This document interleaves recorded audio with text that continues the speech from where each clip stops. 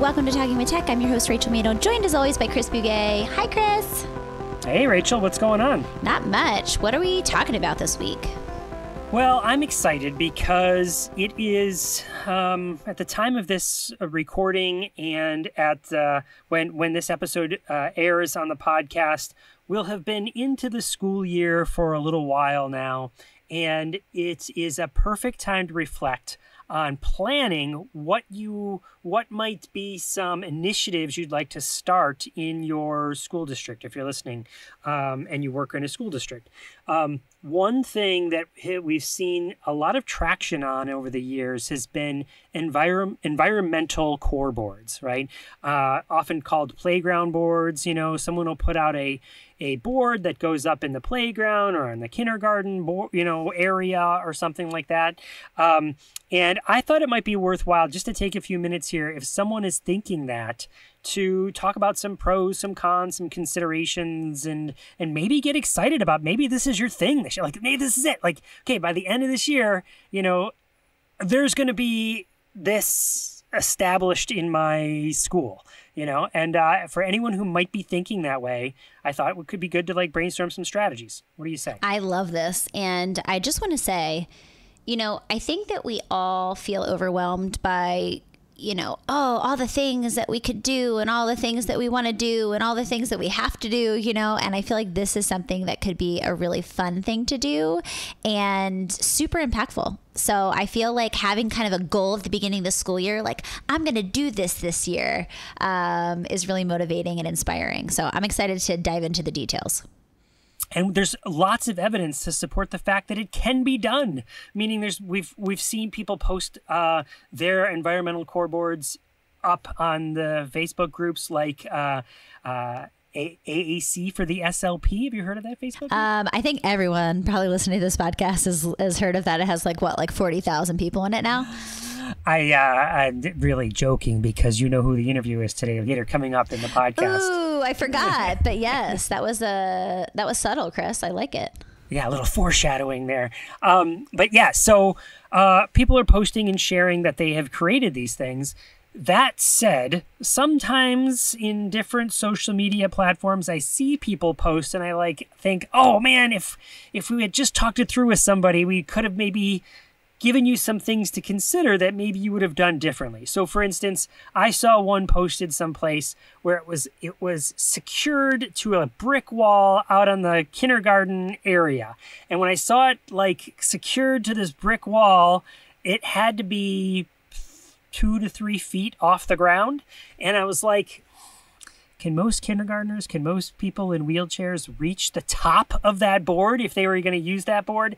Is there a way maybe we wouldn't bolt it into the concrete or brick siding? Maybe we could have something that is more adjustable. Maybe, for instance, instead of printing it on a hard, thick, maybe piece of metal, we roll it out, we put it on a piece of Mylar that is on a sign with brackets, and then we could hang it different places or secure it someplace with Velcro, and you could roll it up and move it around, or have multiple, not just one, that maybe a piece of sheet metal that it's printed on is and secured in one location. Maybe that's more expensive than a Mylar one that, again, you could be maybe more cost effective, and you could roll up and move if you decided you didn't want it there. You need to be geez, we need to lower it, or we need to raise it. If it was built with a material that was more flexible and adjustable, but still durable, again, we could probably not be so tied into one decision about where we decided it should go. What do you think? I love that. And I feel like it's sometimes everyone has the best of intentions, but they don't really think everything through, right? Like the idea of having something where kindergartners can't reach that, that feels like a problem. So I think that you're bringing up really good points. And also what you're really good at, Chris, is thinking about accessibility, right? How can we make this accessible for everyone? And I feel like these are important things to kind of think about when you're embarking on anything that you're doing, right? But especially in a situation like this. Mm-hmm. Now, the next thing you got to ask yourself is, okay, yeah, I'm doing this. I'm putting one in, and yep, we're going to put it on Mylar instead of and we're going to be able to move it around if we need to and move it in different places. but what is it going to be? Meaning, what are the actual words going to be? Because again, if you were to go and look up these playground boards or environmental boards, some people have different vocabulary on there than other people. And I'm always fascinated by the thought process. How did you choose which words would go on this tool? What do the symbols look like? Did you pick random symbols, or did you use symbols that reflect some of the AAC tools that might be being used in your environment? And then, of course, the other thing is, like I had mentioned, it being attached to a wall, but what if it wasn't attached to a wall? What if it was on two posts or on a fence, so you could see both sides? Can you utilize both sides? Which maybe could that maybe change what words go on there? So I don't know. What are your thoughts about the words and using both sides of the board? I like the idea of using both sides because, it feels like wasted space, right? So the idea that we could have a front and a back, I feel like, is really great. And as far as the words, I mean, I guess it just depends on what the situation is, meaning like, what are we actually going to be utilizing? The nice thing about core language is that it can be used in lots of different situations. It doesn't have to be in one specific context. So of course, I'm biased to think, let's have a lot of core language on that board and make sure that we have lots of opportunities to practice kind of seeing it and then modeling it. Because again, core language can be used throughout a student's entire day.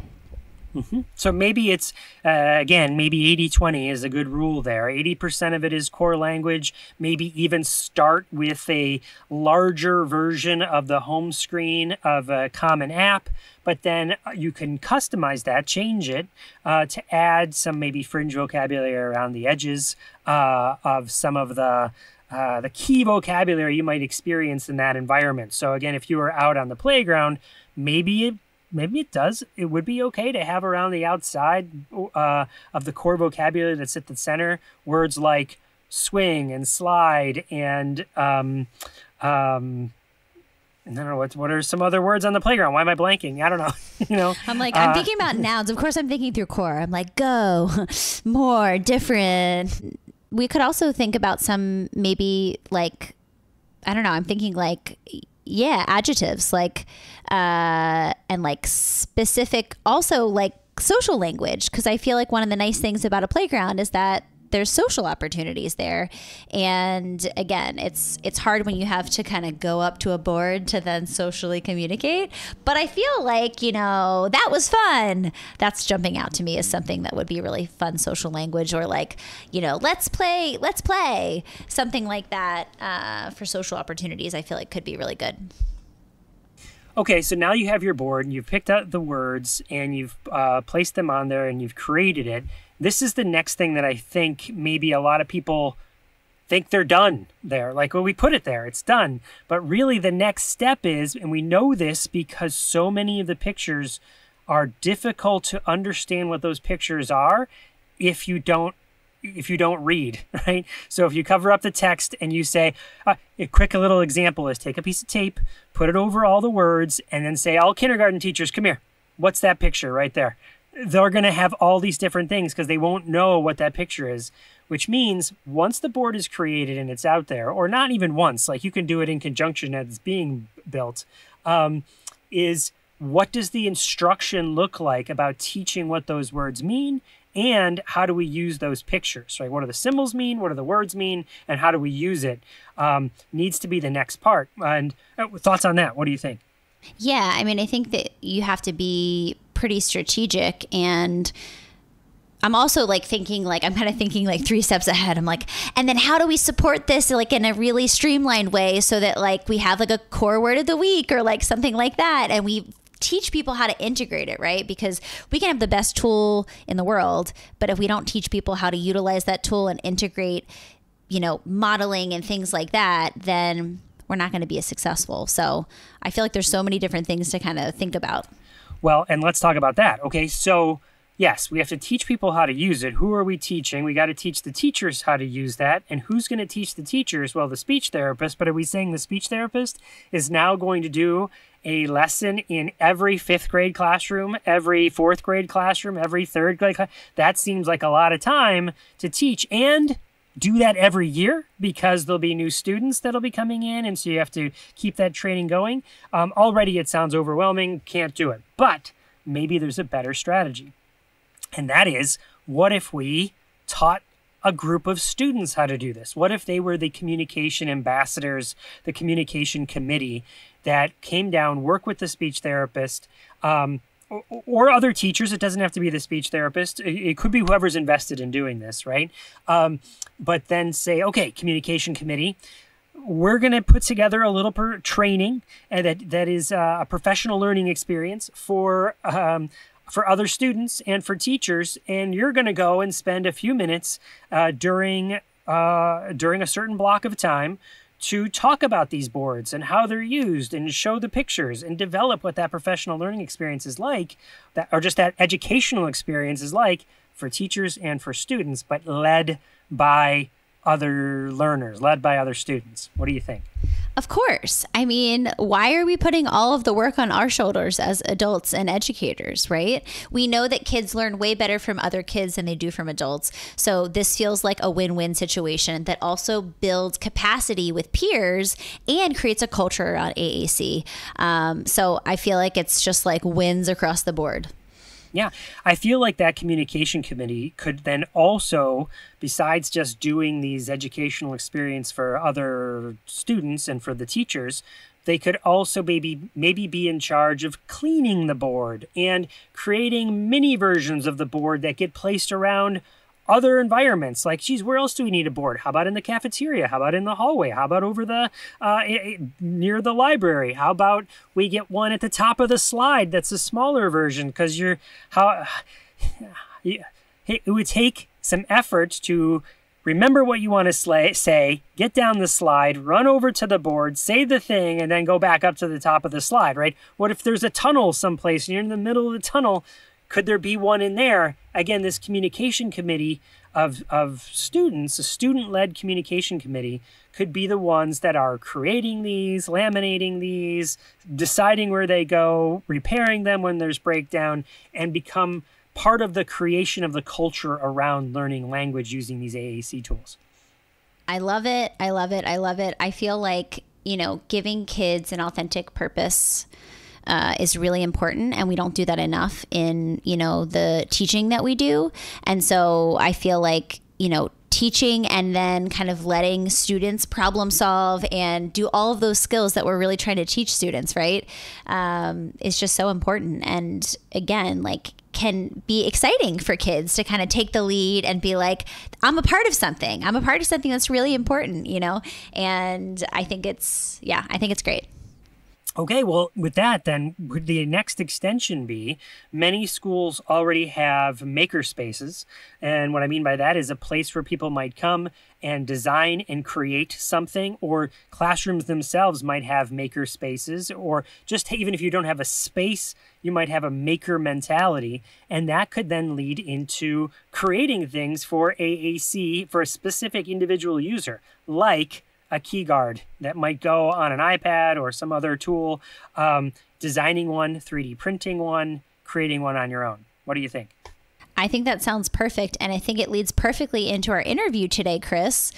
You're so seamless with the transitions.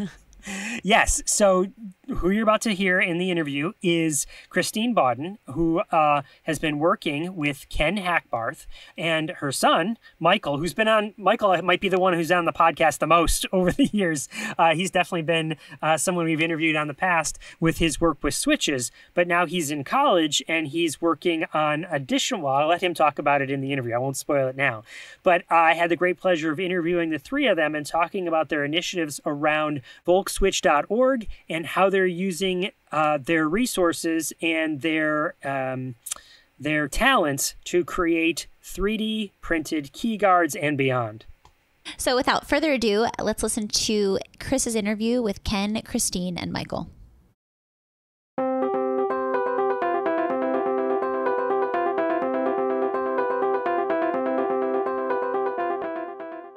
Are you feeling stuck in how to get started with AAC?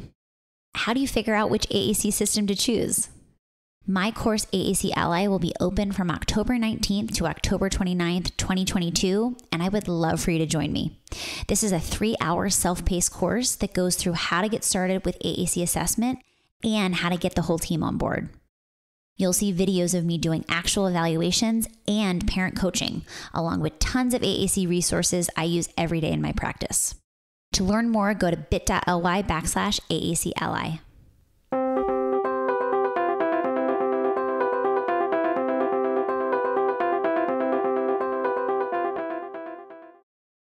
Welcome to the Talking with Tech podcast. My name is Chris Bouguet, and today I'm here with 3 special guests. Let's see. Rather than me trying to say your names and messing them up, I thought we would just go around robin and introduce ourselves. So, Christine, do you want to start? Sure. My name is Christine Bowden, and I am a speech and language pathologist. I live on Long Island, New York, and I'm in private practice. I specialized in AAC for the past 25 years. And I also started the Facebook group AAC for the SLP. So that's me. Fantastic. And Christine, you've been on the podcast before. We've had interviews before. You're sort of famous in the AAC world. Really? I was on the podcast once with my son, Michael. So I'm happy to be here again. And I listen to you guys all the time. I love you guys. And there's Michael right to your left. How's it going, Michael? Yep. Hi, how are you? Hi, everyone. My name is Michael Spinagaitis. I'm Christine's son. So we're mother and son team a little bit. I'm going into my 3rd year, my junior year at Cornell currently. And I was actually interviewed by Chris a while back at ATIA, I believe in 2019, when I talked a little bit about an organization I founded in high school named Jericho Adapts Toys. And so I could talk a little bit about that later. But I'm super thankful to be talking here a little bit more about key guards and 3D printing, which is a little bit outside the scope of what I've done in the past with, switch adapting and toys. And there's a little bit more we're going to be talking about, but that's a little intro from me. Fantastic. So, Michael, real quick, let me just tell you, just got back from vacation with my family. We were up on Lake Cayuga in Aurora. We drove right past Cornell. My son is going to be a senior in high school this year. We're like, he wants to get into veterinary science. We were like, Cornell? What do you think, Cornell? And he's like, kind of expensive, Dad. Maybe I'll just stay here in Virginia. But we were this close to visiting Cornell ourselves. Oh, okay. That's cool. I didn't know that. Now we have a 3rd guest new to the podcast. Ken, you want to introduce yourself? Yeah, hi. My name is Ken Hackbarth, and I'm the president, founder, and chief employee at voltswitch.org. I also came very close to going to Cornell. I was interviewed by some person who had attended Cornell for their architecture program, but I told them my goal was undersea architecture, and I didn't hear back. So apparently that wasn't in their plans. So anyway, Volkswitch, I formed it. It's a nonprofit. Well, it's a for-loss company, basically a web presence that is devoted to the democratization of assistive technology through the power of 3D printing, which I think can bring manufacturing and development of assistive technology into the hands of any individual. The nice thing is that 3D printing is a technology that allows you to create one-offs very simply. In fact, its whole purpose in life is to create something and then create something else the very next time you use it. So it really lends itself to a domain, a market, whatever that has very specialized needs on an individual basis. So everything that comes off a 3D printer can be unique. Unlike mass production that requires there be a manufacturing line that produces one thing that has to hit a sweet spot in the market, 3D printing can produce there is no sweet spot required for 3D printing. It's inexpensive. It's easy to do. You can do manufacturing in your home and or in your practice, and you can bring the end user right in to help ensure that whatever is produced meets their specific needs. And includes, both can be highly personalized as well. So, Ken, everything you just said there, I could not agree with more, right? I'm very interested in 3D printing. I've explored it on my own, and it's become an interest of mine as well for all the exact same reasons that you just described. And one of the reasons we're all here together today is to specifically talk about key guards. So something that is in my line of work is we have students with communication devices. Some students might require some sort of key guard. Let's say their finger wasn't exactly hitting the cell that they needed, and their finger might be able to fall into a cell if it had a little bit of a guard around it. Or for those who might have visual impairments, they could count over a number of cells, but on a blank screen, just a flat screen, it's hard to know where you are on the grid, counting over from the edge, but counting the number of cells could do that. So there could be waypoints put onto a key guard. And my experience with key guards has been, well, all right, you go to a website, you answer a number of questions, and then you purchase one that is laser cut. So there'd be some sort of plastic that gets put through a machine that cuts out the grid that you need, and you purchase that thing for somewhere in the ballpark of $80 to $150. That could all range, depending on the specifications. And all of that's fine, except then you get it and, oh, rats, I measured it wrong. Or that's not the exact size that I needed. Now I'm out $80 to $150. Or we got it and it's working for a little while, but sometimes kids can be rough at it. They can be picking at it. And now a little piece in between part of the grid snapped and broke and it's sharp. And so when the kid puts their finger in there, they might clip it. And again, now I have to go buy another one for $80 to $150. And am I describing the problem that you're attempting to work at? Yeah, and the idea that it's so inexpensive to produce that same key guard on that printer, if there's something you do need to change, you're encouraged to iterate because of the low cost and the quick turnaround. Iterate until you get something that does meet someone's needs. If it breaks, you just make another one for that same low cost. Mm-hmm, mm-hmm. And Michael and Christine, have you had this same experience? Yeah, I mean, I certainly have. I was nodding my head like crazy. I tried my best to come up with the correct specifications when I ordered the laser cut, and I thought I had, a lot of experience, and then I came back and I couldn't even get my finger in the hole, and I was like, oh my gosh. So I definitely hear what you're saying, and I definitely also agree with you that key guards are really important. And from being out there in the field, I work with many school districts, and I see many children, and so many of these kids would be able to use a larger grid set with more symbols if they had a key guard. And we know that choosing a grid set for those applications that have multiple grid set options, choosing a grid set with the smallest symbols that the individual can both see and touch is really best practice, because it's easier, right? It's easier. We don't have as much navigating, et cetera. But so that is something that is really, very important. And unfortunately, without a key guard, some students, they mishit. So then the therapist, whoever makes that decision, ends up choosing a smaller grid with larger symbols.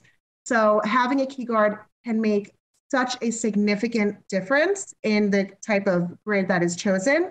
And not only that, I think sometimes it's also really helpful just as a guide. I mean, if we look at the past, when I started out, I was working with Liberators, from PRC, which was a static type of device, and on that was a key guard. I mean, key guards were they were part of devices.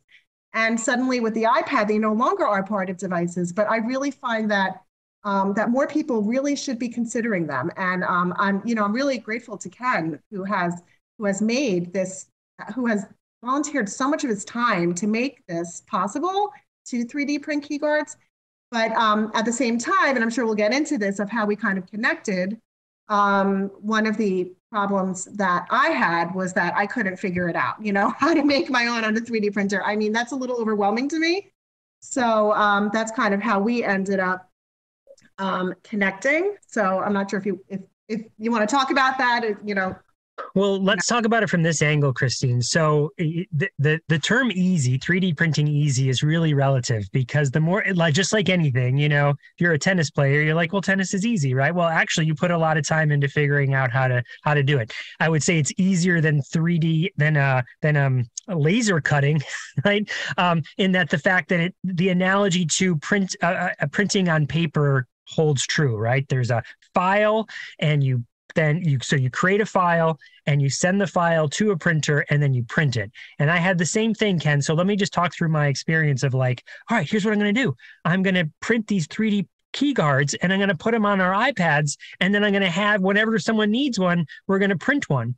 And I ran into, Christine, I see you smiling there, a number of questions and problems that I didn't realize it became more complex. And so for instance, I went to go 3D print, and there was all these sorts of questions. I had to measure it exactly, and I wanted to get the speak display. So on an AAC device, at the top of most devices, there's a blank white space that you might hit to say the message you composed. That might be of varying sizes. The cell sizes might be varying, and then some students might have the width between the cell sizes would be different. And then I've got all these sorts of different cases that they might go in. Then how do you secure them to the cases? Because the cases might have, some might have straps, some might need to be tucked underneath the case rather than strapped around it. And there was all these little variances that were plaguing me about measuring it and creating it the right way.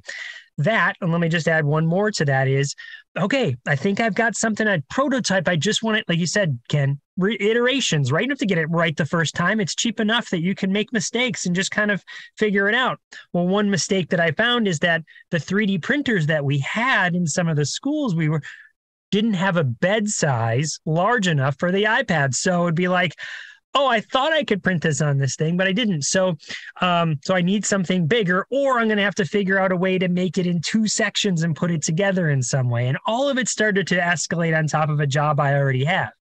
And I also thought, Ken and Michael, this is maybe where you come in, I don't have to figure this out. I have an army of students that are working in this field of engineering that could be like, let me give you an authentic problem. Because a lot of the 3D printing that happens in our schools is like, make this doodad, like, here's a thing that you make just to make it, but it's not really solving a problem. It's just like, create this thing. So like, here's an actual problem that an actual engineer might actually try and solve to help actual people. And then that became kind of convoluted, because now trying to organize students who are already working on projects and their own learning became a thing. So again, bringing that all back, Ken, something about your website is that you have a number of these solutions already worked out. So that's sort of where I am with 3D printing. Ken, do you want to talk about like what your website's like and just comment on what I mentioned there? Well, what you mentioned there is sort of the end result of a collaboration I had with Christine. So my website is all about empowering others to do things. And I'm sorry you had so much trouble specifying what it was you needed. Hopefully some of the designers that I built make that a little simpler, that you're just choosing things from lists. Kind of like a website, but again, very, very little monetary investment required. But my goal as a designer of designers, a creator of these designers, is to try to ensure that the people who use them don't have to be makers. They don't have to be engineers. They don't have to be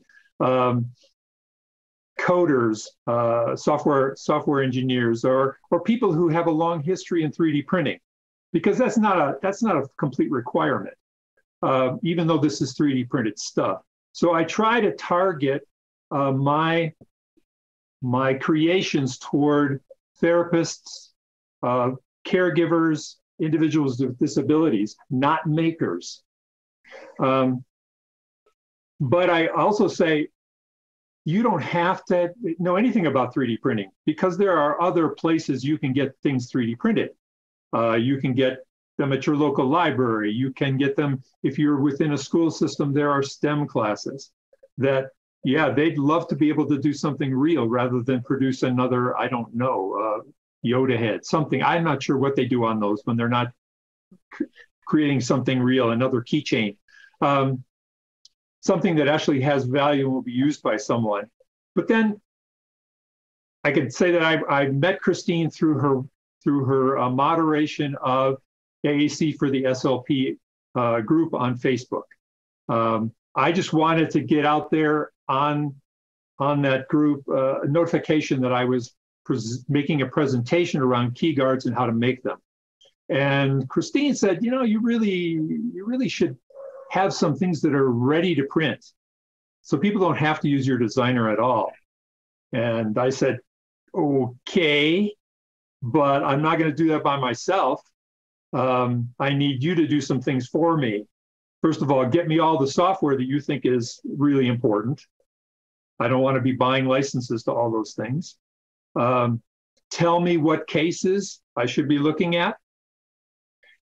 And most important, when there's a problem, when there's a decision that has to be made, the buck has to stop with you. I don't want to be making those decisions. You're the one with all the experience, not me. And she agreed to that. And so now we have a section of the website that's devoted to downloading, ready to print. These are STL files for people who are familiar with that, for a variety of tablets, mostly iPad 7, 8, 9s, which all have the same footprint. And then a variety of cases, collection of apps that are very common, and configurations for those apps. And then I said, boy, I would really like to have a place people can turn to if they don't even have access to a 3D printer. And I've been thinking about maybe finding someone on Etsy who could do that. And she said, I know someone. I know a guy. Yep. Yep. Who might that be, Michael? Oh, it might be me. And so, yeah, I created an Etsy store a while back when I was, making the organization in high school, Jericho Adapts Toys. And the goal of that organization was to make switch adapted toys and other assistive technologies, accessible for people with disabilities, like in and around, my area, which was Jericho. That's the town I grew up in.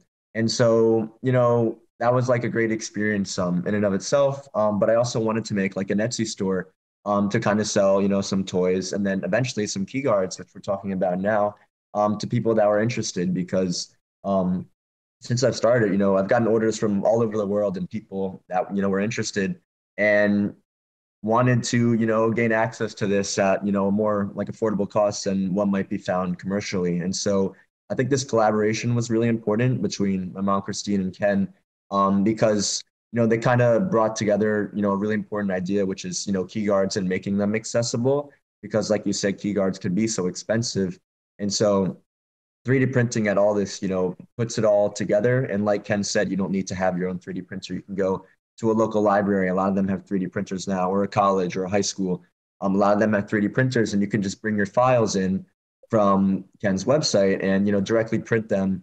It only takes a few hours, about 6 to 8 to maybe even 10 hours for a key guard, which is amazing because you can bring it in and get it on the same day. And so that's what I'm doing here on my Etsy store with Ken's designs, all of his designs for the iPad 10.2 inch, which is the 7th, 8th, or 9th generation iPad.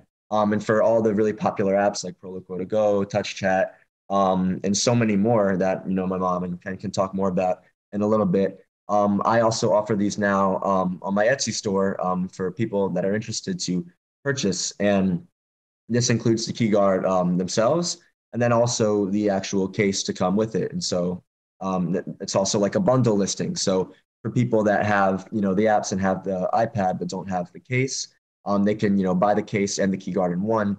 And purchase it together. And so as long as they have, the app, they can, get the order and, just run with the key guard and the case together, which is amazing.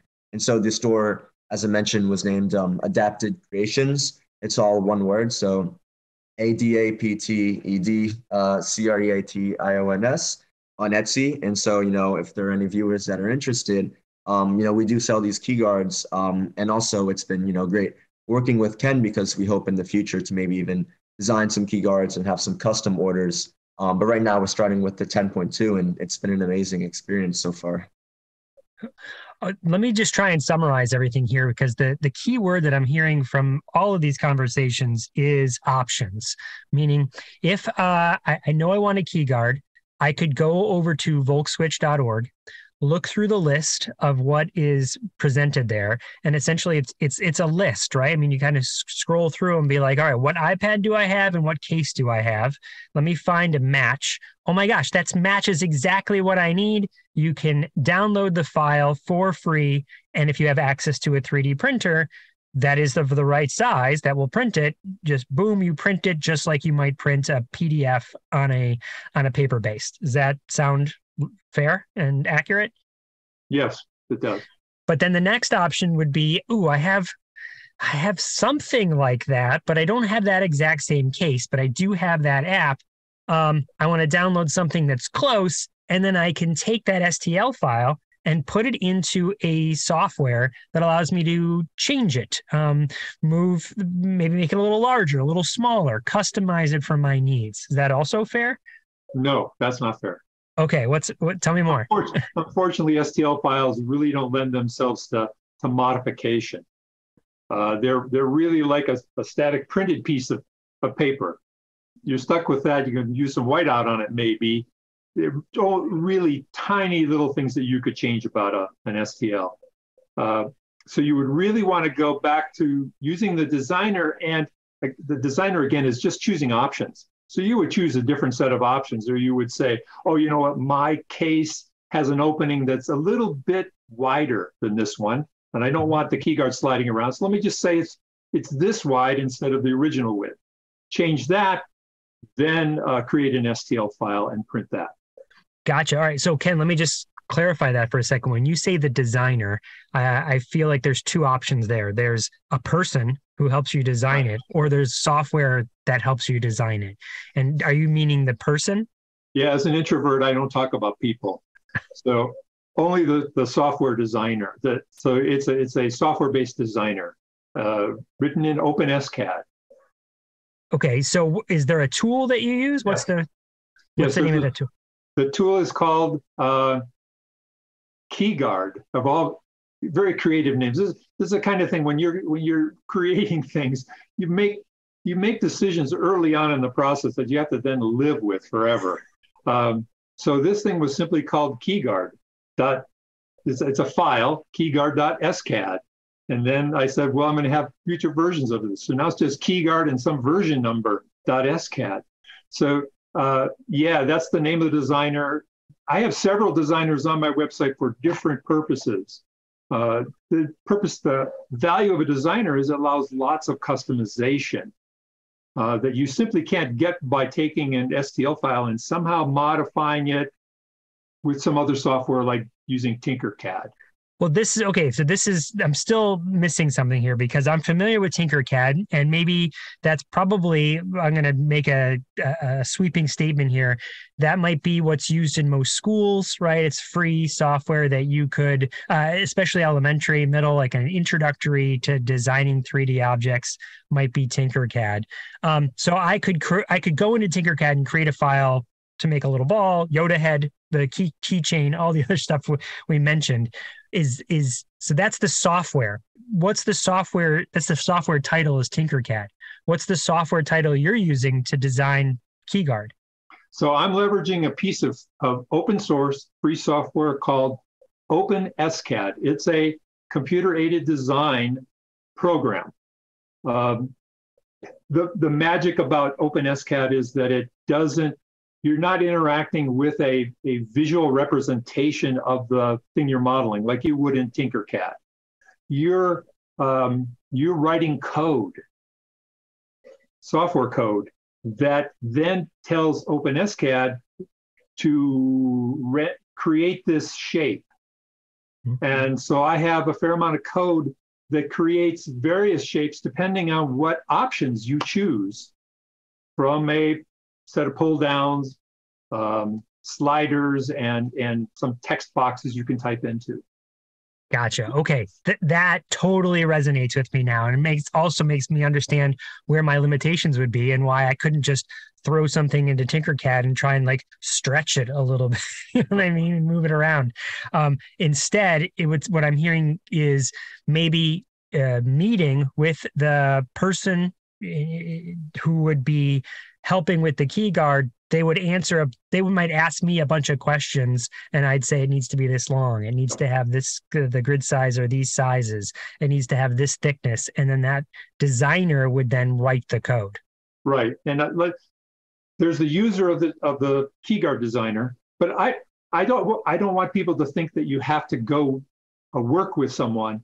I have complete confidence, Chris, that you could figure out how to choose something from a pull down list. Mm-hmm.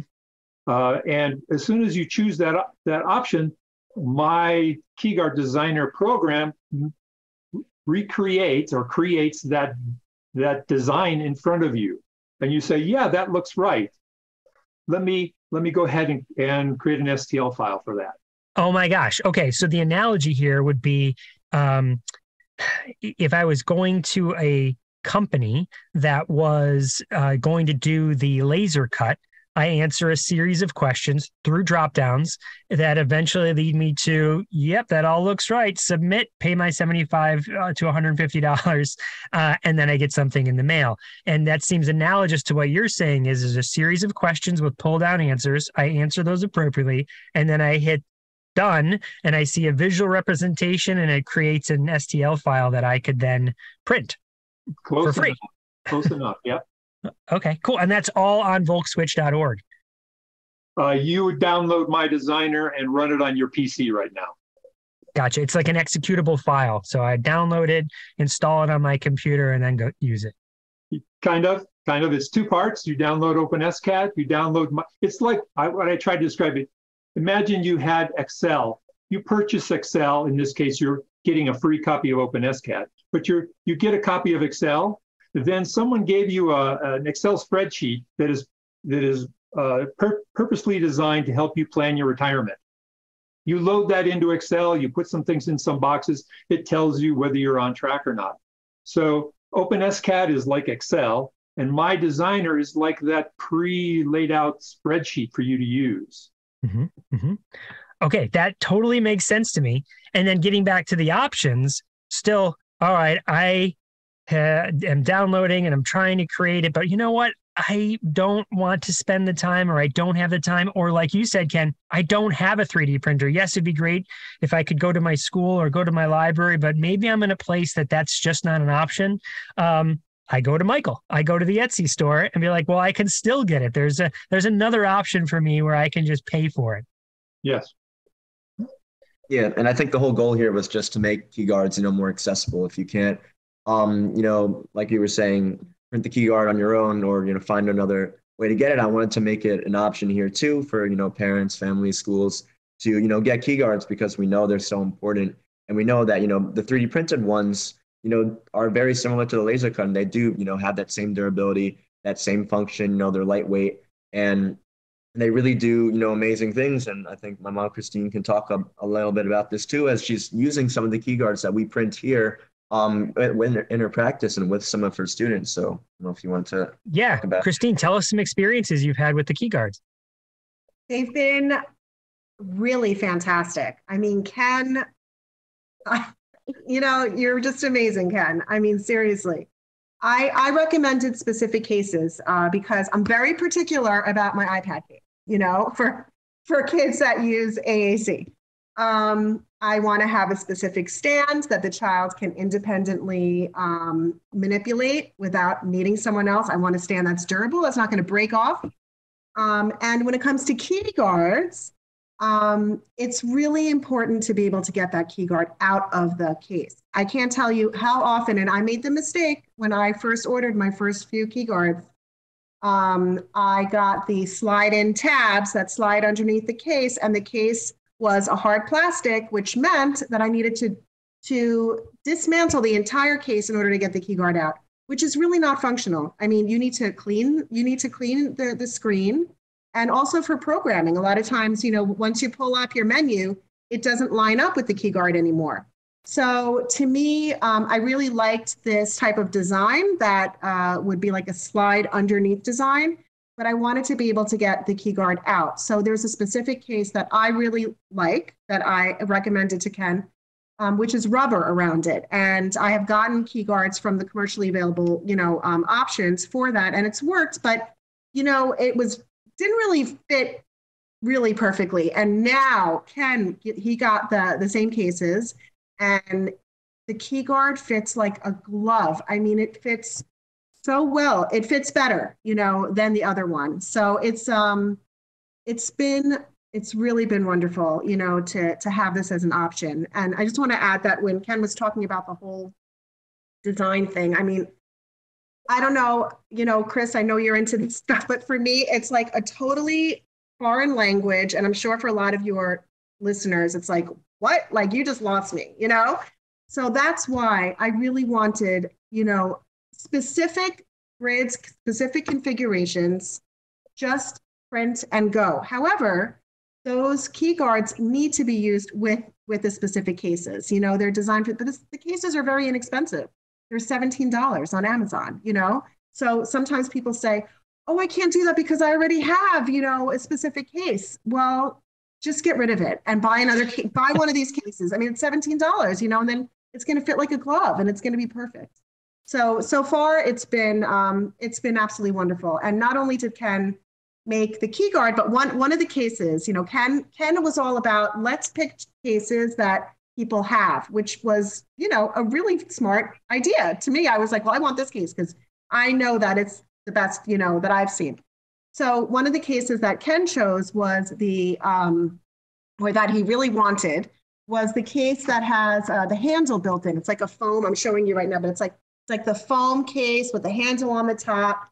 And I personally have not really liked this case very much because of the angle. If you're talking about using one of these cases that has a foam handle, the handle kind of swivels, it kind of bends. Either the angle will be too flat where the key guard's going to end up blocking the symbols underneath, because if you try to put yourself in the position where your student is looking at it, or if you put the handle upright, it's completely vertical with no support in the back. And as soon as the child pushes it too hard, it just tips over. So I said to Ken, I'm like, this is really a problem with this case, and this is why I don't really like it. And then I know there's one commercially available stand that somebody has made. And I was like, Ken, can you do it? Can you make a stand like this? Come on, we need to be able to figure this out. Ken figured it out. He figured it out. And I'm showing you right now. It's a 3D printed stand, which is put on the back of the case. And now it will stand at a 60 to 70 degree angle, this case. So it looks like it's just screwed in, like you 3D print it. Yeah. What is it called? Like eyelets or something? Ken, what do you use? So they're, I guess, formerly called Chicago screws. They're used in belt and other kind of leather work. Yeah, well, they work perfectly. And so one of Michael's options in his store, that's why Michael sells bundles, because I'm like, you know what, make it easiest. I mean, you'll buy the case on wherever we buy the, Amazon or whatever, and then put everything together. And for this case, he's 3D printing one of these and putting this on as well, but this is a great option. And this is also on Ken's website. So this is a wonderful addition, even if you don't use a key guard, but you use this case. Awesome. All right. So let me see if I got this straight. Or let me see if there's one last consideration here. So I go to the website, I find that none of what I'm looking for is not listed there. I can get the software and I can create it myself. But again, Christine, what I'm hearing you say is that still might be complicated for some people, or they might not have the time for it. And they might not know somebody that they could like, hey, buddy, can you help me do this? Right. So then so those are sort of like, maybe, no, it's not working. But, oh, let me go to the Etsy store and look for either an individual or a bundle that might help me get that. And if they still can't find what they're looking for, can they contact you? What do you think is their next move? I think the goal was that eventually Michael would offer custom designs as well. So they could reach out and make a request to you, Michael, and then you could customize something and sell it to them. Yeah, I think that's the next step right now. As I mentioned, we're just doing the 10.2 iPads right now, since that's what's already on the website. We have the Proloquo to Go, 2D Snap, Speak for Yourself, Lamp Words for Life, Cough Drop, Grid, Touch Chat Word Power. Touch Chat Word Power. So I mean, all the big ones that I've seen, with many symbols on the page, are really there. And for custom things, I think, I don't know. I think eventually, hopefully, Michael will have the time for that. I mean, he's also a full-time student at Cornell, and he does a lot of stuff besides this. So, hopefully he will. But at least we have the top players right now. We really do. So I hope so, at least. And if not, if people reach out to him and say, I have this particular configuration, maybe Ken can make a design for that one. What do you think, Ken? It's possible. It's always possible. The other thing I would say is that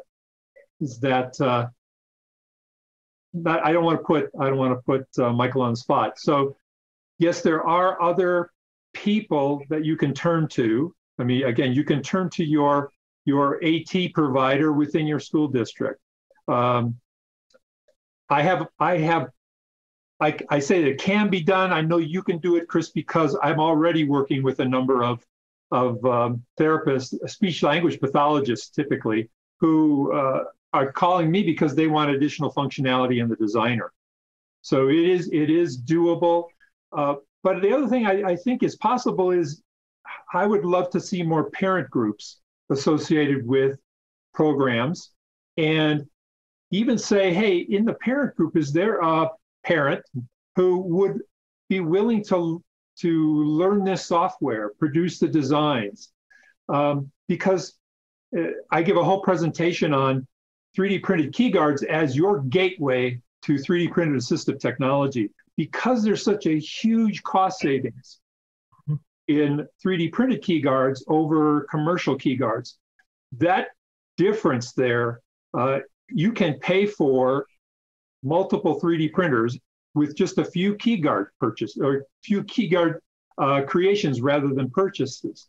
And then once you have access to the 3D printer, now you've got access to just an incredible list of 3D printable assistive technology that just becomes immediately available to you.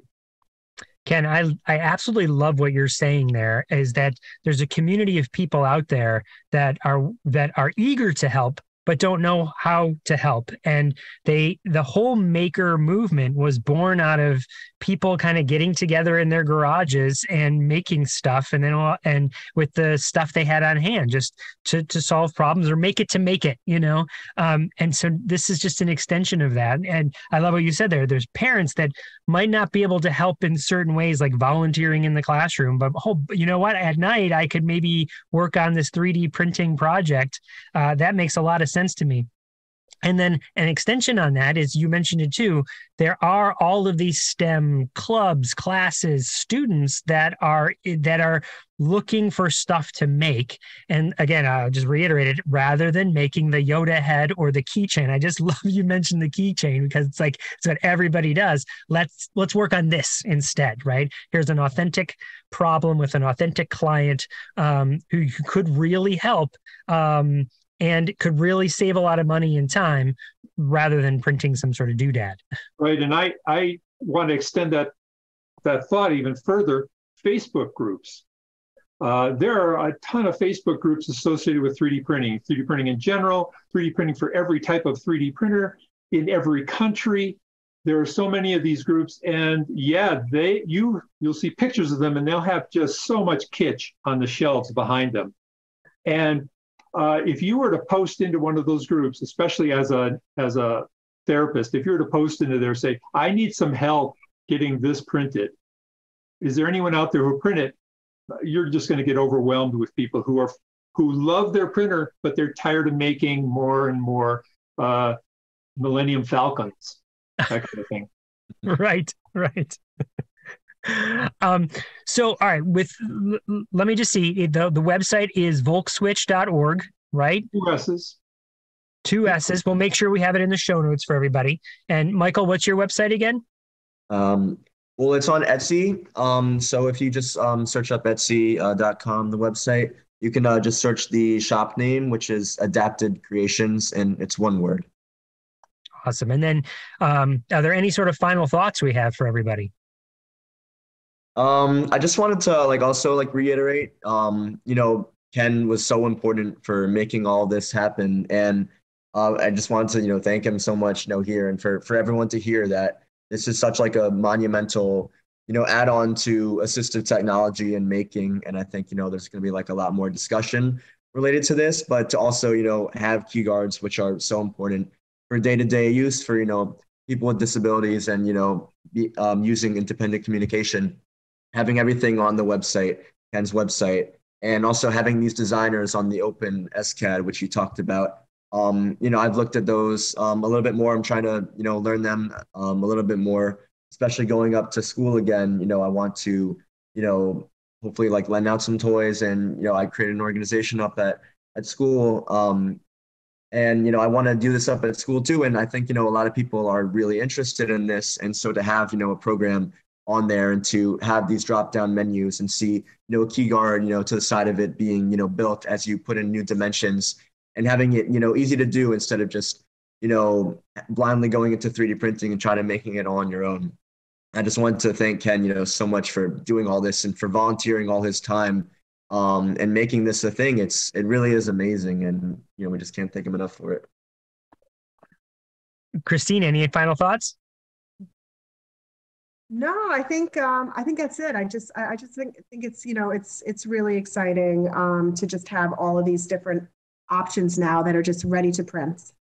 So I hope people are going to take a look at Ken's website, and if you have a printer with large enough bed, check that first and try it out. And if you don't, and if you want to purchase, and you can go to Michael's Etsy store. But the great thing is that it's available. It's available and it's easy. Yeah. I'm all about easy.